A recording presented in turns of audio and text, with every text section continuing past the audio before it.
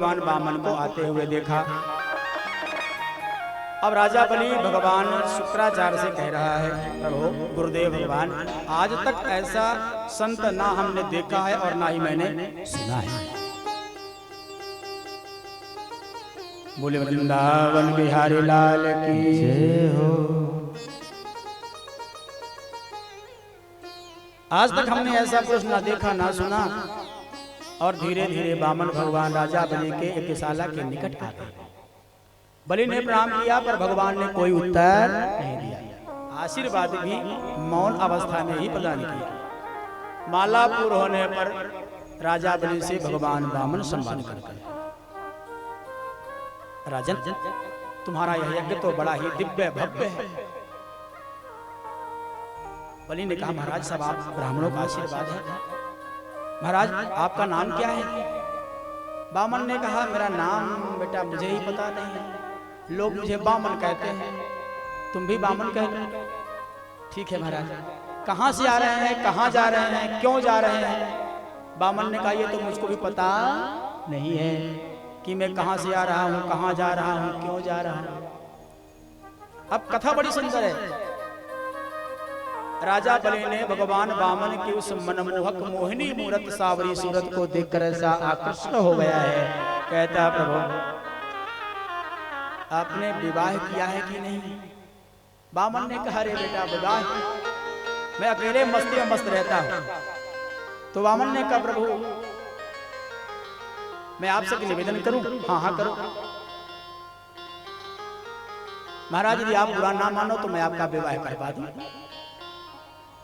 राजा बलि ने कहा, मेरे पास ना मकान ना दुकान, विवाह करके पत्नी को रखूंगा कहाँ? बलि ने कहा, महाराज मेरे पास कोई कमी थोड़ा ही है, आपको जितना बड़ा मकान दुकान महल चाहिए मुझसे आप ले लीजिए, यही रह गया।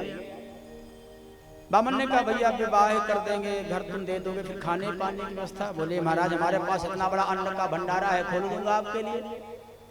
ठीक है, विवाह तुम करवा दोगे, मकान दुकान तुम मुझे दे दोगे, खाने की व्यवस्था भी कर दोगे, लेकिन ये बताओ कि कालांतर में बेटा होगे तो पढ़ेंगे कहाँ?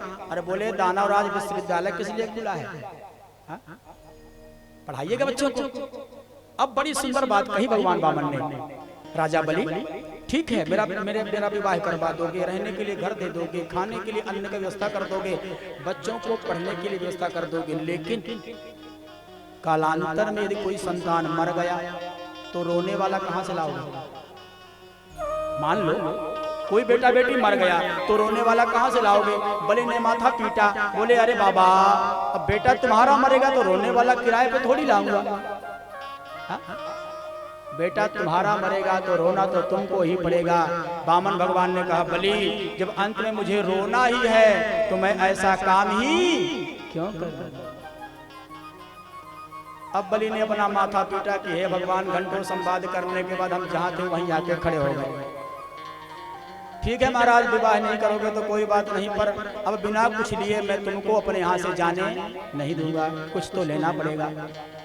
वामन से बड़ा जिद किया तो भगवान वामन ने कहा, चल तेरी मर्जी है कुछ देने की और मेरी मर्जी है कुछ ना लेने की, पर तुम कहता है तो चल भाई कुछ कर लेते हैं। तो महाराज क्या दे दे आप बताइए ना। वामन ने कहा, देखो तुम मुझे 3 पग पृथ्वी दान कर दो। तो राजा बलि ने सोचा, हो सकता मुझे सुनने में कोई भेद हो गया हो। महाराज आपने क्या कहा? बोले, मैंने कहा कि 3 पग पृथ्वी मुझे दान करो।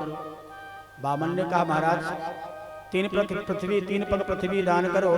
तो बलि ने कहा, महाराज क्षमा करना, जैसे बौना तुम्हारा कद है वैसी तुम्हारी बुद्धि भी बौनी है। अरे महाराज छोटे छोटे तुम्हारे पैर हैं, 3 पग पृथ्वी में तुम्हारा आसन भी तो बिछेगा नहीं, क्या करोगे लेके? वामन ने कहा, वो तो समय बताएगा बेटा कि क्या करूंगा क्या नहीं करूंगा, पहले तुम संकल्प तो करो। राजा बलि ने कहा, महाराज 3 पग नहीं, तुम 30,000 पग नाप लो। संकल्प की बात क्या है, मैं वचन दे रहा हूँ। भगवान ने कहा, ऐसे नहीं वचन माना जाता, आज दे रहे हो कल वापस ले लोगे तो क्या करोगे? हाँ, इसीलिए संकल्प कराया जाता है। संकल्प का विधान यही है कि यदि आप संकल्प कर दोगे तो फिर उस वस्तु को वापस लिया नहीं जा सकता। भगवान वामन ने राजा बलि से कहा, संकल्प करो। तो शुक्राचार्य जी ने मन में सोचा कि है तो वामन अंगुल का, लेकिन कितने बड़े ज्ञानी की बात कर रहा है। तो शुक्राचार्य जी यज्ञशाला से किनारे जाकर के खड़े हुए और नेत्र बंद करके देखा कि तो साक्षात नारायण है और हमारे चेला को कंगाल करने आया है, लूट करके सब ले जाएगा, भीख मांगने के लिए कटोरी कटोरा भी नहीं छोड़ेगा। तो राजा बलि को धीरे से शुक्राचार्य जी ने बुलाया, बोले इधर आ। बोले ये ना बामन है ना तिरपन है। बोले महाराज फिर कौन है? इस बहिरोचने साक्षात भगवान विष्णुरव्ययः कश्यपादितिर्जातो देवानां कार्य साधक। शुक्राचार्य ने कहा अरे बलि ये ना बामन है ना तिरपन है ना चौवन है। महाराज बोले फिर? बोले साक्षात विष्णु है, विष्णु, और तुझे लूटने के लिए आया है, तू सावधान हो जा। तेरे पास कटोरा नहीं छोड़ेगा भीख मांगने के लिए, ये मैं बताए दे रहा हूं। लेकिन बलि ने जो बात कही, बलि आज अमर है। देखो कितने युग बीत गए, लेकिन आज हम सभी बलि का गुणगान कर रहे हैं। यह होता है धैर्य और धीरज और दान का महिमा। राजा बलि ने शुक्राचार्य जी से कहा महाराज क्षमा करना, मैं क्षत्रिय हूं और मैं प्रहलाद का वंशज हूं, प्रहलाद का, जिनका नाम शिरोमणियों में गिना जाता है। इसलिए महाराज यदि हमारे भारत का संत है तो 3 पग नहीं 30,000 पग नाप ले, मेरे पास संपत्ति की कोई कमी नहीं है। और यदि साक्षात नारायण है, मुझे लूट भी ले तो दुनिया में मेरा नाम सदा के लिए अमर हो जाएगा कि राजा बलि के दरवाजे पर भगवान को भेष बदल करके भीख मांगने जाना पड़ा। मैं अपने वचन से मुकर नहीं सकता। राजा बलि ने शुक्राचार्य से कहा, और जैसे भगवान वामन ने कहा कि देना है तो 2 वरना मैं चल रहा हूँ। राजा बलि ने कहा महाराज आप ठहरिए, मैं संकल्प करता हूँ। और जैसे राजा बलि ने कमंडल उठाया संकल्प करने के लिए कि गुरुजी से रहाई नहीं पड़ी। गुरुजी सोचे कि चेला कंगाल हो जाएगा तो मेरा ख्याल कौन रखेगा। तो गुरुजी ने कमंडल में आके नाल माने जहां से पानी गिरता है वहां पे जाके बैठ गए कि पानी ही नहीं गिरेगा तो संकल्प कहां से करेगा। पानी नहीं गिरेगा तो संकल्प कैसे करेगा। शुक्राचार्य जी जाके कमंडल के नाल में बैठ गए। भगवान वामन ने आंख बंद करके देखा कि गुरुजी गड़बड़ कर रहे हैं, पानी इसलिए नहीं गिर रहा है। तो भगवान वामन ने अपने आसन से कुसा निकाला और कमंडल के नाल में, जैसे भगवान वामन ने कमंडल के नाल में कुसा घुसेड़ी, सोई शुक्राचार्य जी की दाईं आंख फूट गई। आंख फूटी तो आंख से रुधिर की धार बहने लगी, रक्त बहने लगा। अब शुक्राचार्य जी क्रोध के मारे श्राप देते हुए कमंडल से बाहर निकले। शुक्राचार्य ने राजा बलि को श्राप दे दिया, अरे मूर्ख, तुमने हमारी आंख फोड़वा डाली, मुझको काना बना दिया, मैं श्राप देता हूं तू भिखारी हो जा, कंगाल हो जा। राजा बलि ने कहा महाराज चाहे श्राप दे चाहे आशीर्वाद, मैंने तो प्रतिज्ञा कर ही ली। राजा बलि ने संकल्प किया। भगवान वामन ने कहा मुझे प्रणाम करो। और जैसे ही वामन भगवान को बलि ने प्रणाम किया, उठ करके देखा तो जहां तक दृष्टि जा रही है केवल भगवान का विराट स्वरूप ही दिखाई दे रहा है। भगवान का वह विराट स्वरूप। सुखदेव कहते हैं परीक्षित भगवान ने विराट रूप धारण किया। एक पैर से भगवान ने ब्रह्मांड को नाप लिया। ब्रह्मा जी बैठे थे ब्रह्मांड में, भगवान वामन के चरण को धो करके ब्रह्मा जी ने कमंडलों में रखा, उसका नाम है गंगा। हाँ? भगवान वामन के चरण को धो करके ब्रह्मा ने अपने कमंडलों पे रख लिया, उसी का नाम है गंगा। वही गंगा भगीरथ ब्रह्मा जी से मांग कर लाए हैं, जो आज प्रयागराज में बह रही हैं। दूसरे पग से भगवान वामन ने समस्त भूमंडल को नाप लिया।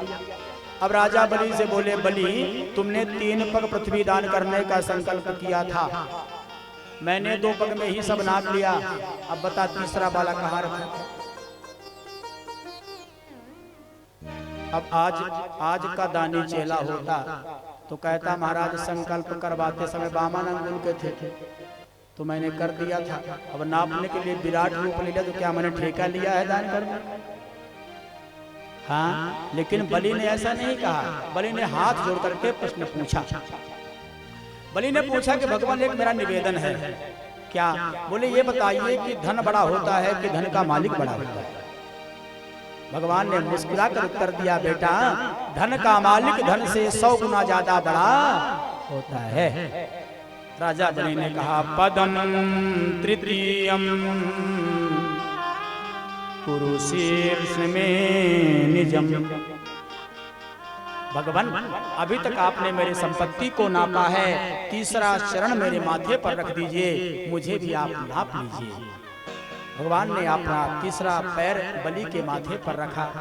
भगवान द्रवित हो गए और राजा बलि से बोले, बेटा मैं तेरी भक्ति से प्रसन्न हो गया हूँ, मेरे तेरे समर्पण से मैं प्रसन्न हो गया हूँ। तुझको तेरे गुरु ने भ्रमित भी किया पर तू अपने वचन से डिगा नहीं, इसलिए मैं तुझ पर अति प्रसन्न हूँ। तू वरदान मांग ले, तू जो भी मांगेगा तुझको तत्काल प्रदान करूंगा। राजा बलि ने यही नहीं कहा कि जो लूटा है वही वापस कर दो। हाँ? हाथ जोड़कर बोले, राजा बोले, नित्यम दृष्टासि मां तत्र गदा पाणिम् अवस्थितम् मद्दर्शनम् महाह्लादा ध्वस्त कर्ण निबंधनः। अब राजा बलि ने भगवान से वरदान मांगा, प्रभु मैं अपने महल से जब भी जिस भी टाइम निकलूं 24 घंटे में कभी भी तो आप मेरे मुख्य दरवाजे पर शंख चक्र गदा पद में लिए हुए मुझे दर्शन दीजिए। 24 घंटा। भगवान वामन ने कहा, इसका मतलब मैं तेरा गेट कीपर बन जाऊं, हाँ मैं तेरा द्वारपाल बन जाऊं, प्रहरी बन जाऊं तेरा।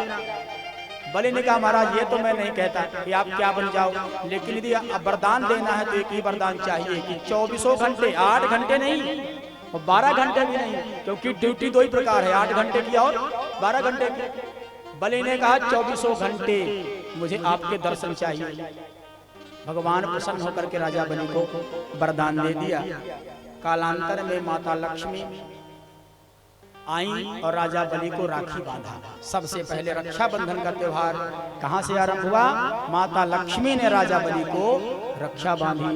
हेन बद्धो बलि राजा दानवेन्द्रो महाबला तेन त्वां प्रतिबध्नामि रक्षे माचल माचल। माता लक्ष्मी ने राजा बलि को राखी बांधी। बलि ने कहा, बहन मांग लो, तुम्हें क्या चाहिए? माता लक्ष्मी ने कहा, भैया और तो मेरे पास सब है, बस ये तेरा द्वारपाल मुझे दे दे। तो तेरा द्वारपाल खड़ा है, इसके बिना वो क्षीर सागर सुना सुना लगता है। समझ गए राजा बलि की साक्षात लक्ष्मी आई हैं। और तब से भगवान विष्णु 2 रूप में रहते हैं। एक रूप में सुतल लोक में राजा बलि के महल में रहते हैं और दूसरे रूप से क्षीर सागर में माता लक्ष्मी के साथ में रहते हैं। बोलो वृंदावन बिहारी लाल की जय हो। अब भगवान सुखदेव राजा परीक्षित को अन्य दिव्य कथा श्रवण कराते हुए और सूर्यवंश की कथा सुनाने लगे। बोले, भैया ब्रह्मा जी के औरस बेटा जिनका नाम है कश्यप, ब्रह्मा जी के औरस बेटा मरीचि और मरीचि के बेटा कश्यप और कश्यप के बेटा विवस्वान सूर्य, विवस्वान सूर्य के बेटा श्राद्ध देव मनु।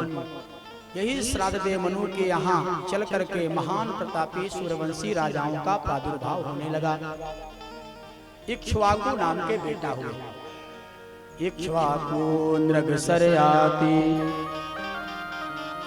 दृष्ट दृष्टि करुषकान नरिष्यन्तं प्रसधनं चा नवगं चा कविं विभुम्। सूर्यवंश की कथा कैसी है? सुखदेव जी परीक्षित से कहते हैं, परीक्षित यदि शेषनाग अपने 1000 फण से अनंत काल तक भगवान राम के वंश का गुणगान करे तब भी पूरा होना संभव नहीं है। श्रीमद् भागवत महापुराण में 335 अध्याय में कथा है। उन 335 अध्यायों में 1.5 अध्याय में राम कथा है। कितने में है? 1.5 अध्याय में अति सूक्ष्म राम कथा है। परंतु फिर भी थोड़ा सा सुखदेव ने परीक्षित को शीघ्रता में बताई, संक्षेप में राम कथा बताई, जल्दी जल्दी, क्योंकि कन्हैया जी तैयार है और कृष्ण कथा बतानी है परीक्षित को, तो संक्षेप में राम कथा बताया। जो राजा इक्ष्वाकु हैं, इनके वंश में आगे चल करके राजा त्रिशंकु हुए, हरिश्चंद्र हुए, रोहित हुए, असमक हुए, मूलक हुए, राजा सगर हुए, जिनके 60,000 बेटा हुए। कपिल का श्राप लगा तो जल करके भस्म हो गए। इन्हीं के वंश में राजा अम्बरीश हैं, जिनकी रक्षा के लिए नारायण अपने चक्र सुदर्शन को छोड़ करके रखा है। दुर्वासा के मान का भी हनन किया है। आज उस भगवान के चक्र ने, दुर्वासा को बोध हो गया कि भगवान सदैव अपने भक्तों के अधीन होते हैं। सगर के 60,000 पुत्रों के भस्म होने की कथा बताई। उन्हीं राजा सगर के दूसरी पत्नी के पुत्र का नाम है अंशुमान। अंशुमान का बेटा असमंजस, असमंजस का राजा दिलीप, और दिलीप का बेटा भागीरथी। राजा भगीरथ ने तपस्या किया, गंगा को लेकर के आए, शंकर जी के जटा में समाई। शंकर ने जटा को निचोड़ा, गंगा त्रिपथ गामिनी, 3 धाराओं में गंगा प्रकट हुई भगवान भोलेनाथ की जटा से, और वह गंगा चलती हुई उस हिमालय पर्वत से और महाराज जा रही हैं। मार्ग में जन्नू ऋषि से भेंट हुई। जन्नू की कुटिया को गंगा ने बहा दिया, तो जन्नू ने गंगा को पी लिया। अब क्या हो, तो जन्नू ऋषि ने कहा, इस गंगा को बड़ा घमंड हो गया था कि मैं सब कुछ बहा सकती हूँ, इसलिए मैंने गंगा को पी लिया। तो भगीरथ ने कहा, महाराज मेरे तो पितर वैसे ही बैठे हैं, उनकी मुक्ति कैसे होगी, आपने तो पी लिया। बोले कुछ करता हूँ। तो जन्नू ने अपने कान से गंगा को निकाल दिया, प्रकट किया। इसलिए गंगा का एक नाम है जाह्नवी। क्या नाम है? जाह्नवी, क्योंकि जन्नू ऋषि ने प्रकट किया है। बोलो जाह्नवी मैया की जय हो। इन्हीं राजा भगीरथ के वंश में आगे चल करके राजा रघु हुए, अज हुए और दशरथ हुए, जिनकी 3 रानियां कौशल्या, कैकेयी, सुमित्रा। संतान कोई नहीं है। एक बार भूपति मन माही, भय ग्लानि मोरे सुत नाही। गुरु ग्रह गए थे तुरंत महिपाला, निवेदन किया और गुरु जी ने कहा, भी करे जिया, अब तुम्हारा सारा काम हो जाएगा। गुरु के पास आ गए। धीरज धरहु हुई है सुत चारी, त्रिभुवन विदित भगत भय हारी। श्रृंगी ऋषि वशिष्ठ बुलावा, पुत्र काम शुभ जाग करावा, और जादिन के हरि गर्भ आए। वह सुंदर चैत्र शुक्ल 9वीं तिथि दिन के ठीक 12 बजे। आइए 2 मिनट भगवान के जन्म का उत्सव मना लें हम लोग, फिर राम कथा की ओर चलें। कि भय प्रगट पाला